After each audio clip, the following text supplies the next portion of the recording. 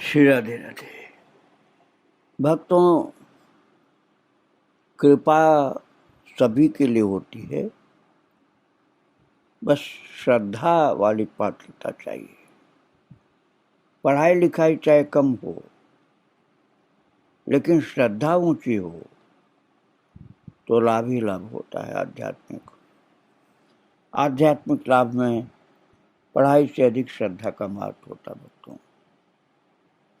लेकिन यदि पढ़ाई अच्छी हो तो और फायदा हो सकता है, किंतु श्रद्धा प्रायः पढ़े लिखे लोगों में कम होती है। यदि श्रद्धा अच्छी हो तो पढ़ाई भी काम में आती है। भक्तों, एक दिन एक उच्च शिक्षित, देखने में सुंदर युवक महाराज जी के पास मंत्र ग्रहण करने के लिए आया। उन्होंने जैसे ही बाबा जी महाराज के चरण स्पर्श किए, वो चौंक कर बोले, तुमसे मंत्र ग्रहण नहीं होगा। मैंने जा करके जब ये सुना, धनंजय दास काठिया बाबा कहते हैं, तो मैं फिर बाबा जी महाराज के पास ले गया। वह युवक नीचे सिर किए बैठा रहा। बाबा जी महाराज कहते हैं धनंजय दास जी कि मुझसे कहा, अभी नहीं होगा, बाद में हो सकता है। सन 1929 ईस्वी में बाबा जी महाराज बरसात के दिनों में वृंदावन आश्रम में काफी बीमार हो गए थे। कुछ दिनों के बाद बीमारी तो ठीक हो गई, किंतु क्वार के महीने तक वो काफी दुर्बल रहे। क्वार कार्तिक महीने में बंगाल में पूजा की छुट्टियां रहती हैं, तो हर वर्ष ही अनेक जन उनके सानिध्य में रहने के लिए वृंदावन आते थे और छुट्टी भर आश्रम में ही रहते थे। बंगाल और बिहार से वृंदावन आने जाने में अधिक खर्च होता तथा इस तरह आने वालों में बहुत से धनिक भी नहीं होते थे और बहुत से ऐसे लोग भी आते थे जो महाराज जी के शिष्य नहीं थे। इस प्रकार जो लोग पहले आए वो बाबा जी महाराज की सेहत देख करके उन्हें जलवायु परिवर्तन के लिए मधुपुर ले जाने की व्यवस्था करने लगे। जब ये प्रस्ताव बाबा जी महाराज के सम्मुख रखा तो वह इस पर सहमत नहीं हुए। कहने लगे, मेरी जाने की इच्छा नहीं है। बहुत से लोग जो यहाँ आने की आशा रखते हैं वो 2-4 दिन में आने वाले हैं। इतनी दूर से इतना कष्ट उठाकर वो लोग यहाँ आएंगे और मुझे यहाँ न पा करके उनको बहुत दुख होगा। अभी भी जो आए हुए हैं उनमें कुछ ऐसे हैं जो मधुपुर भी साथ नहीं जा सकते हैं। इन सबको छोड़ करके शरीर के लिए मैं कैसे जा सकता हूँ। इससे उनकी शिष्य वत्सलता प्रकट होती। भक्तों, ऐसा काम केवल महान संत ही कर सकते हैं कि अपनी पीड़ा पर ध्यान न दे करके भक्तों के दुख का ख्याल करते हैं कि उनको दुख न हो जाए। तो बताते हैं कि हम लोगों के सर्वश्रेष्ठ साधु गुरु भाई अनंत दास जी ने एक बार नर्मदा नदी के किनारे की वन भूमि में कुछ समय तक निवास किया था। उस समय बाबा जी महाराज शिवपुर आश्रम में पीड़ित अवस्था में थे। अनंत दास जी ने एक दिन स्वप्न में देखा कि बाबा का शरीर बहुत दुर्बल हो गया है तथा उन्हें पुकार रहे हैं। लगातार 2 दिन तक यही स्वप्न देखा। उनका मन चंचल हो उठा और वो व्याकुल भाव से वृंदावन चल पड़े। वृंदावन आश्रम में बाबा जी महाराज को न पाकर वे शिवपुर जा पहुंचे। बाबा मानो उनकी प्रतीक्षा ही कर रहे थे।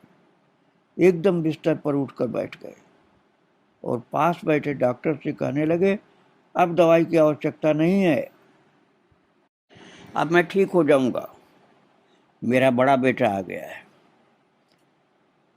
वैसे शिष्य बेटा नहीं होता है, लेकिन यदि श्रद्धावान होता है तो बेटे के जैसा होता है। इसलिए बाबा ने कहा मेरा बड़ा बेटा आ गया है। फिर उनकी इच्छा अनुसार अनंत दास जी को उन्हीं के कमरे में फर्श का आसन बिछाकर प्रसाद दिया गया। स्वयं रोग यंत्रणा भूल करके ये खाओ वो खाओ कह करके प्रेम से खिलाने लगे।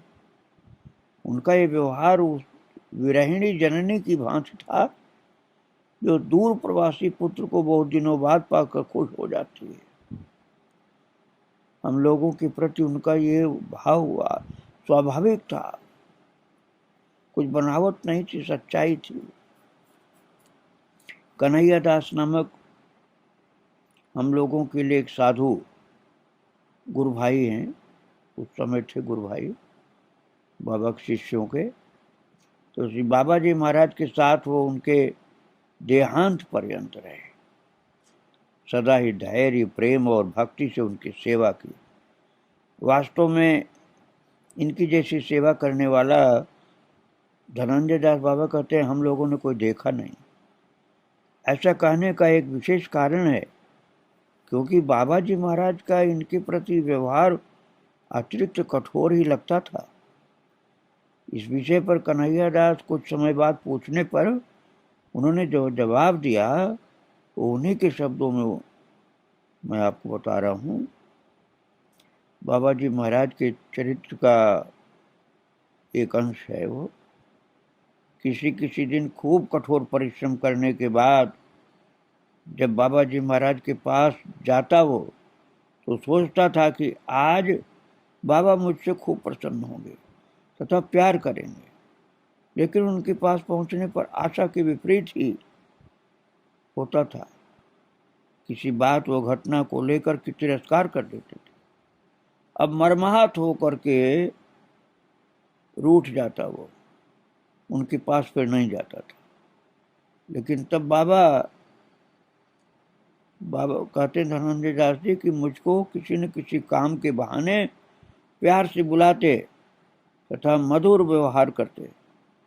मैं उनके व्यवहार से इतना मुग्ध हो जाता तथा मान अभिमान सब भूल जाता और ये सोचने लगता कि श्री गुरुदेव दया के सागर हैं और उनका बाहर के आचरण वज्र के समान कठोर लेकिन अंदर फूल से भी कोमल है।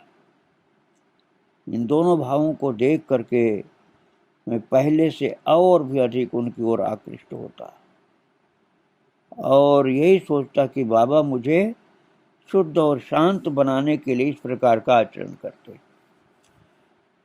कभी कभी उनके व्यवहार से ऐसा लगता जैसे वो मुझसे अप्रसन्न है, लेकिन गंभीर भाव से सोचता तो ऐसा लगता कि जैसे वो मेरे हितैषी हैं और मुझसे प्रसन्न है।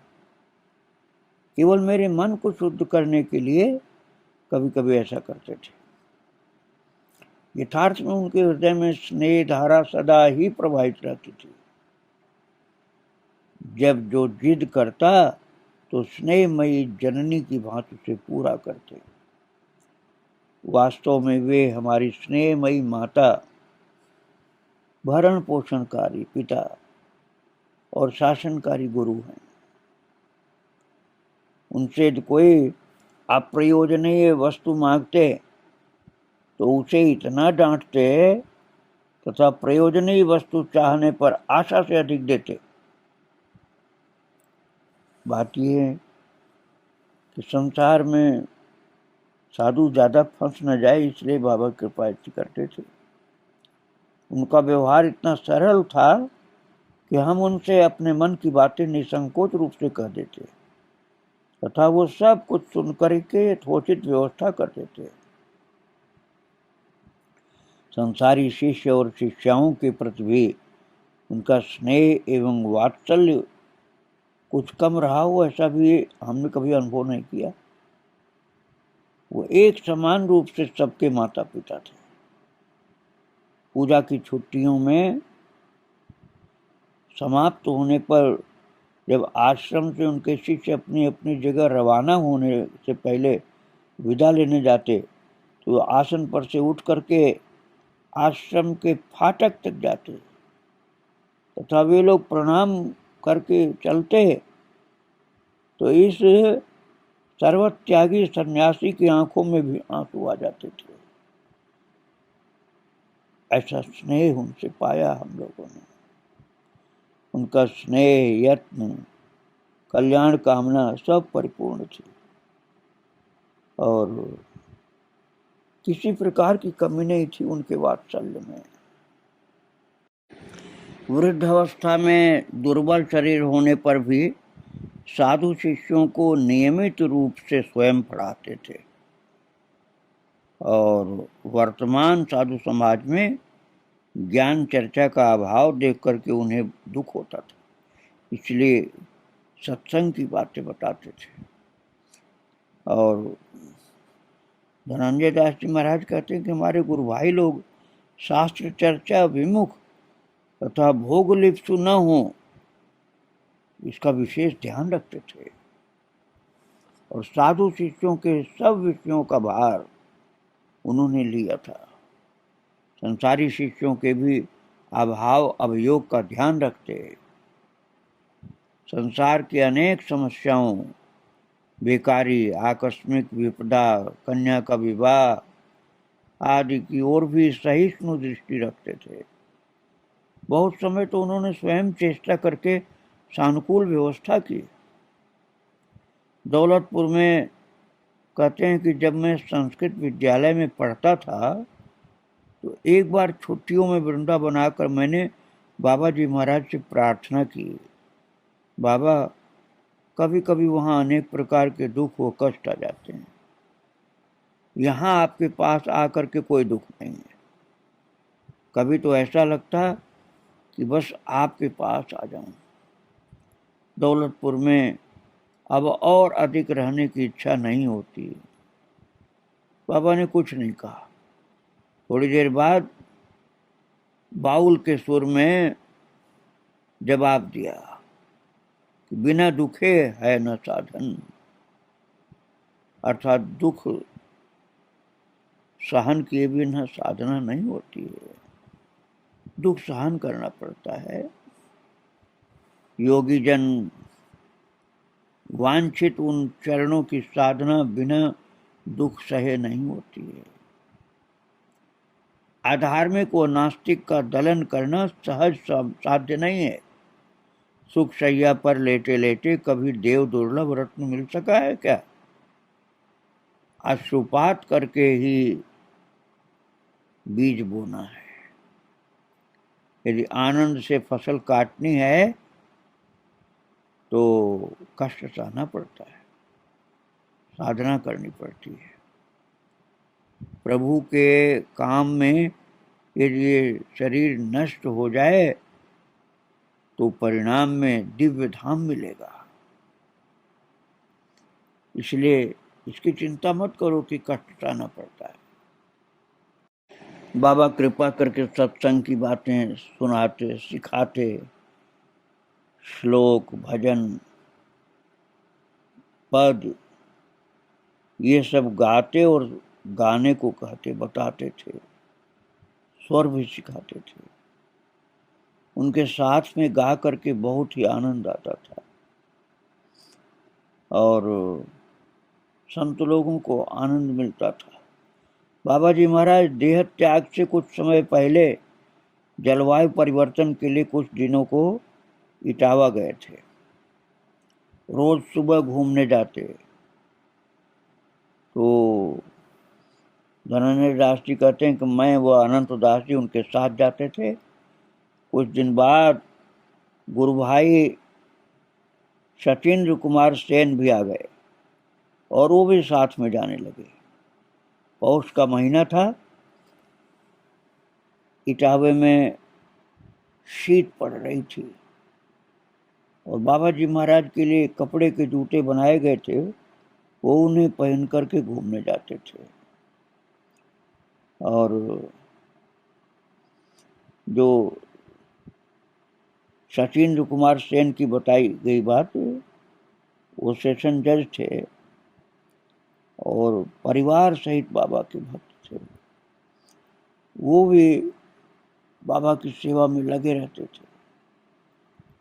एक दिन सुबह जब घूमने जा रहे थे तो सचिंद्र बाबू और बाबा जी महाराज के पैरों के कपड़े के जूते थे और लोग नंगे पैर थे। तो चलते चलते सचिंद्र बाबू कहने लगे, बाबा अनंत दास जी और धनंजय दास जी को इस जाड़े में खाली पैरों चलने से बड़ा कष्ट होता है। यदि आपकी अनुमति हो तो इन दोनों के लिए कपड़े के जूते खरीद दूं। तो इस प्रकार से बाबा ने कृपा किया। बाबा जी महाराज ने उत्तर दिया, अरे भाई कष्ट तो होता है, लेकिन अभी साधक हैं, थोड़ा सा इनको कष्ट सहने दो। मैं तो वृद्ध हो गया हूँ, शरीर भी ठीक नहीं रहता है, अभी ये लोग वृद्ध तो है नहीं, थोड़ा कष्ट सहने दो, बाद में तो आराम करना ही पड़ता है। इस कारण बाध्य होकर मैं जूता पहना हूँ कि मैं अब वृद्ध हो गया हूँ।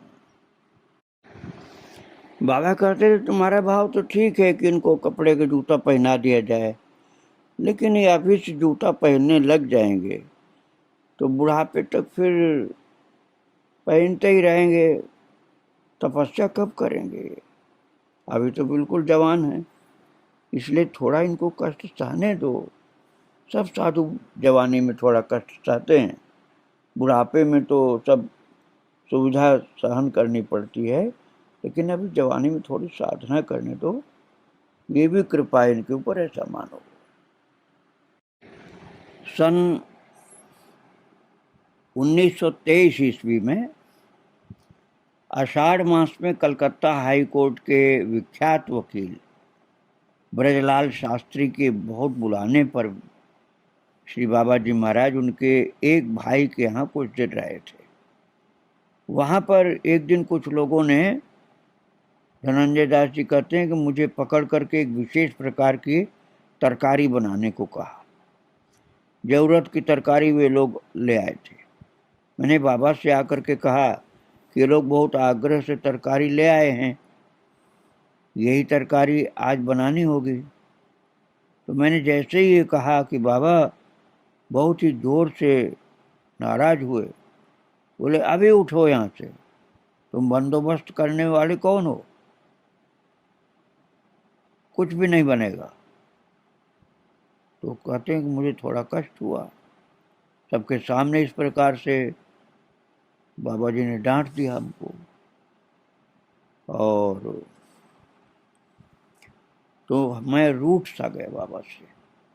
प्रसाद के समय भी अपने आसन पर ही चुपचाप लेटा रहा। तो श्री माता ठाकुरानी स्वयं आकर मुझे प्रसाद देने के लिए बुला के ले गई। बाबा ने कहा, मेरे पास ही इसे बैठाओ।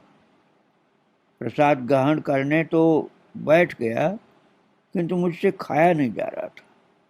बीच बीच में बाबा जी महाराज अपनी पत्तल में से कुछ मुझे देते जा रहे थे तथा साथ में कहते जाते थे, बाबा खाओ, खूब प्रसन्नता से खाओ। आचमन करने के बाद अपने कमरे में जाते समय मुझसे कह कर गए कि आचमन करने के बाद मेरे पास आना, मैं अभी आ रहा हूँ। और जब मैं उनके पास गया तो लेटे हुए थे, मुझसे बोले पैर दाब दे। और धनंजय दास जी कहते हैं मैं पैर दबाने लगा तो बड़े शांत और मधुर स्वर में कहने लगे, देखो बाबा, तुमने मुझे गुरु किस लिए बनाया है? चित्त निर्मल करके भागवत दर्शन द्वारा संसार यंत्रणा से उद्धार मिले, इसी कारण ही तो गुरु बनाया। तो धनंजय दास जी महाराज कहते हैं कि मैंने उत्तर दिया, हाँ बाबा, इसीलिए। तो बाबा ने कहा, मैंने तुम्हारा तिरस्कार इसलिए किया कि तुम्हारी अभिमान वृत्ति दूर हो तथा तुम यथार्थ कल्याण मार्ग की ओर ही अग्रसर हो सको। और जब फटकार खाओगे तभी इस उद्देश्य को समझ करके प्रसन्न चित्त होकर के उसे ग्रहण करने का अभ्यास कर सकोगे, तभी चित्त भी शीघ्र निर्मल होगा और भगवत दर्शन के अधिकारी हो सकोगे। सच्चा गुरु अपने आश्रित जनों का अभिमान नहीं बढ़ने देता है। तो मैं तुम्हारा अभिमान कैसे बढ़ने देता, इसलिए कभी कभी फटकार लगा देता हूँ। इस बात को समझ लो। बाबा इस तरह से फटकार लगा करके फिर संभाल भी करते थे और ज्ञान भी देते थे।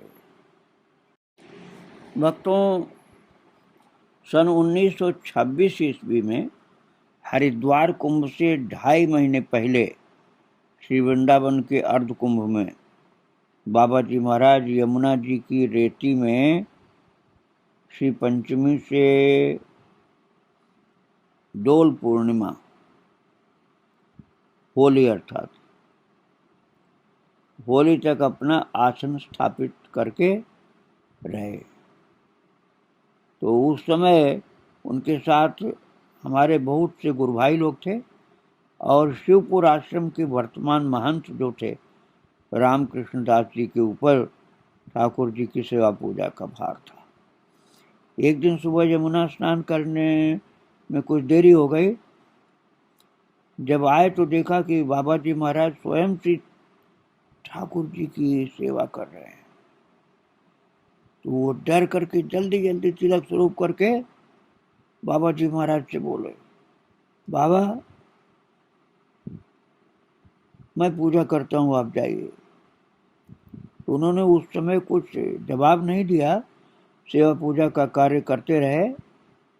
रामकृष्ण दास जी बार बार उनसे उठने का अनुरोध करने लगे। तब सहसा वो खड़े हो गए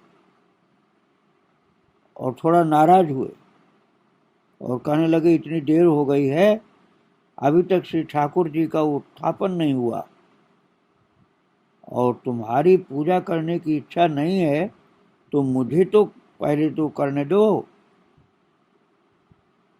तो पूजा क्या मैं नहीं कर सकता हूँ, मुझे करने दो पूजा। तो रामकृष्ण दास जी थोड़ा सा दुखी हो गए। महाराज जी ने रामकृष्ण दास जी को डांट बहुत लगाया था ना, तो थोड़ा वो दुखी होकर के चले गए कहीं। बाबा जी महाराज ने उन्हें बुलाया और पूछा, बाबा तुम कहाँ को चले गए थे, तबीयत तो ठीक है ना? इस पर उन्होंने कुछ जवाब नहीं दिया, लेकिन बाबा जी महाराज ने स्नेह और मधुर भाव से उनके मन में जो भाव था उसको परिवर्तित किया और कहने लगे, बाबा काका जी के पास गया था, बाबा ने कहा ये तो तुम्हारे लिए ये प्रसाद रखा था और उन्हें आंवले का मुरब्बा प्रसाद दिया। बाबा जी महाराज ने कभी कभी साधु शिष्यों को दंड भी दिया था, जिसको जरूरी होता था उसको दंड भी देते थे और बहुत ज्यादा कोई शरारती होता था तो आश्रम से निकाल भी देते थे। ये सब कठोर शासन साधु शिष्यों के लिए था, गृहस्थियों के लिए नहीं था। जो विरक्त होते थे संत लोग, उनके लिए बाबा शासन करते थे, कहते थे इनकी जिम्मेदारी मेरे ऊपर है, इनका सुधार करना मेरा काम है, गृहस्थों को मैं नहीं कुछ कहता, लेकिन ये तो घर द्वार छोड़ करके आए हैं तो इनका सुधार करना जरूरी होता है। और आखिरी दिनों में शासन की कठोरता फिर धीरे धीरे कम होती गई और बिल्कुल सरल होते गए। सरल तो पहले भी थे, लेकिन संतों के ऊपर जो साधक संत होते हैं उनके ऊपर बाबा कठोरता करते थे। उनकी दया केवल आध्यात्मिक उन्नति के पथ तक ही नहीं थी, बल्कि व्यावहारिक और सांसारिक बातों के लिए भी वो दया के सागर थे। जब तक वे संसार में थे तब तक बहुत से गरीब छात्र उनके यहाँ रहते थे और बहुतों को नियमित रूप से आर्थिक सहायता करते थे। साधु होने के बाद तो उनकी कोई आय रही नहीं। पहले जब वकील थे तो बहुत ज़्यादा उनके पास पैसे होते थे और खूब ज़्यादा वो सहायता करते थे गरीबों की। और ठाकुर जी की सेवा के लिए जो कोई अर्थ भेजते थे वो ठाकुर जी की सेवा में खर्च होता था। उनमें से वो किसी को जल्दी दान नहीं देते थे और बहुत आवश्यक हो तब वो किसी के द्वारा करवा देते थे। किसी एक शिष्य के पास जमा भी रहता था कुछ, उसमें से वो दान दे देते थे। एक गुरु भाई ने बताया कि बाबा का स्वभाव था, गरीब परवर थे, गरीबों की बहुत ख्याल से सेवा करते थे, किसी का कष्ट देखा नहीं जाता था बाबा से, इसलिए सहज स्वभाव था गरीबों की सेवा करना। बाबा का चरित्र आगे और सुनाऊंगा, आज उनको प्रणाम करके यहीं विराम दे रहा हूँ। श्री राधे राधे, जय श्री राधे।